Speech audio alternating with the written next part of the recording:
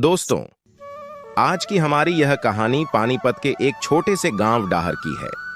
शहर से दूर होने के कारण इस गांव में आधुनिक सुख सुविधाओं की कमी थी। इस गांव के लोग बहुत ही सीधे साधे और मेहनती हैं। इस गांव के लोग इतने भोले हैं कि बिजली क्या होती है यह लोग इस बारे में जानते तक नहीं। इस गांव के लोग आपस में मिलजुल कर रहते हैं। सुख हो या दुख हो, इस गांव के लोग मिलकर हर समस्या का समाधान कर लेते हैं।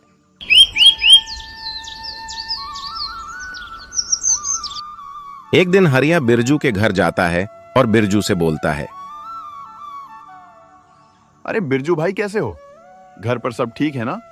भाभी मुन्ना सब अच्छे हैं ना? अरे हरिया भाई, आपकी दुआ से सब ठीक है।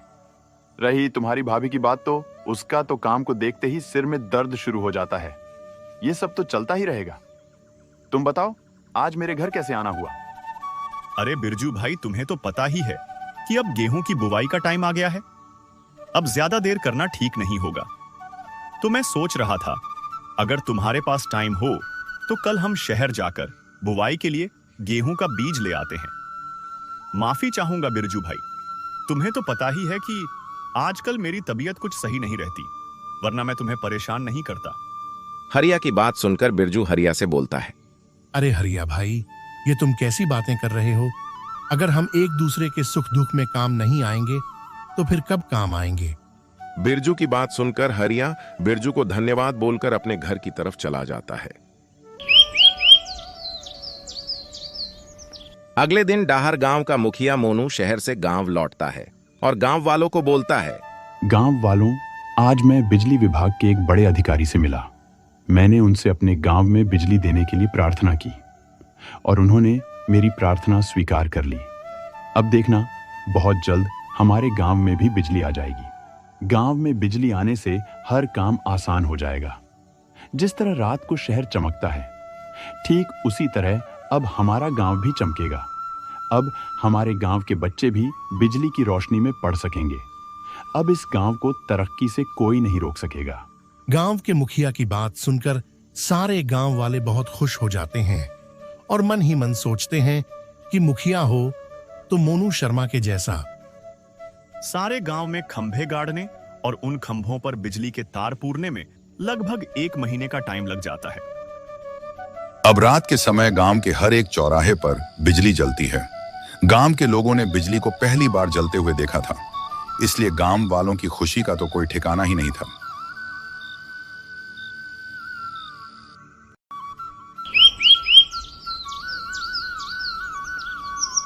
एक दिन मुखिया शहर से गांव में एक टीवी ले आता है। गांव के सभी लोग उस टीवी को बहुत ही हैरानी से देख रहे थे और अपने मन में सोचते हैं कि ये मुखिया जी अपने साथ क्या चीज ले आए हैं। टीवी को देखकर गांव का एक व्यक्ति मुखिया जी से पूछता है। अरे वाह मुखिया जी, आपकी जितनी भी तारीफ करें उतनी ही कम है। पहले तो आपने इस गांव में बिजली की व्यवस्था कराई, जिसकी वजह से रात में भी हमारा गांव जगमगाता है, और अब आप गांव में एक टीवी भी ले आए। मुखिया जी, आप बहुत ही नेक दिल इंसान हैं। भगवान आपकी उम्र लंबी करें। मुखिया जी उस टीवी को गांव के चौराहे में रख कर चलाते हैं। लगभग सारा गांव उस टीवी को देखने के लिए आया हुआ था। जैसे ही टीवी चलता है तो लोगों की खुशी का तो कोई ठिकाना ही नहीं रहता। गांव का हर व्यक्ति टीवी देखकर बहुत खुश होता है।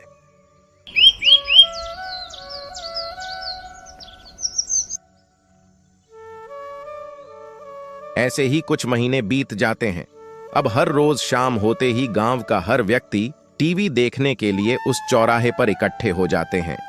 धीरे धीरे करके गांव के लोग टीवी के आदी होते जा रहे थे। आदमी हो या औरत, अब किसी का भी अपने काम में मन नहीं लगता था।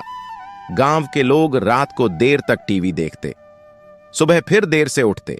देर से उठने के कारण कई लोग तो अपने काम पर ही नहीं जा पाते थे। गांव में टीवी आने के कारण बच्चों ने तो बिल्कुल ही पढ़ना बंद कर दिया था। स्कूल में मास्टर जी बच्चों को घर पर करने के लिए जो काम देते, बच्चे उस काम को भी पूरा करके नहीं ले जाते थे। स्कूल के हेड मास्टर बच्चों की शिकायत गांव के मुखिया से करते हैं। हेडमास्टर की शिकायत सुनकर गांव का मुखिया भी सोच में पड़ जाता है और मन ही मन सोचता है कहीं गांव में टीवी लाकर मैंने कोई गलती तो नहीं कर दी, क्योंकि जब से गांव में टीवी आया है उस दिन से बच्चों ने बिल्कुल ही पढ़ना बंद कर दिया है।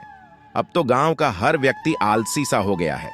आदमी हो या औरत, कोई भी अपना काम सही ढंग से नहीं कर रहा। अब कुछ ना कुछ करना पड़ेगा, वरना हालात और खराब होते जाएंगे।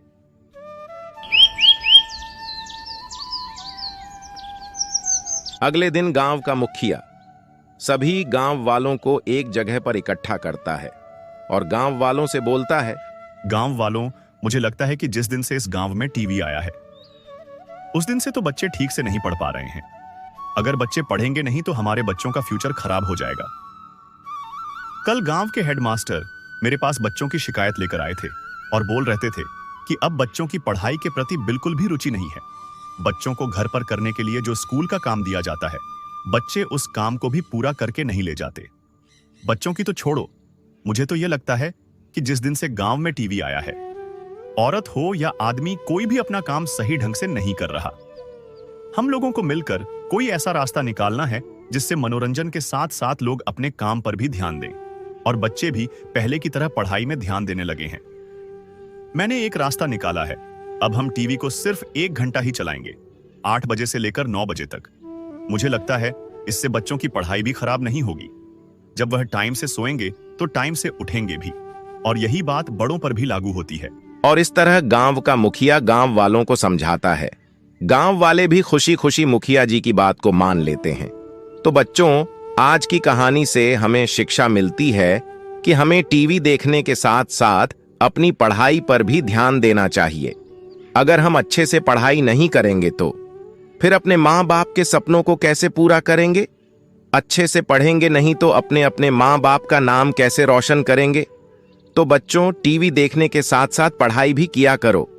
और हाँ, यह बात सिर्फ बच्चों पर लागू नहीं होती, बड़ों पर भी लागू होती है। हमें अपने मनोरंजन के साथ साथ अपने काम पर भी ध्यान देना चाहिए।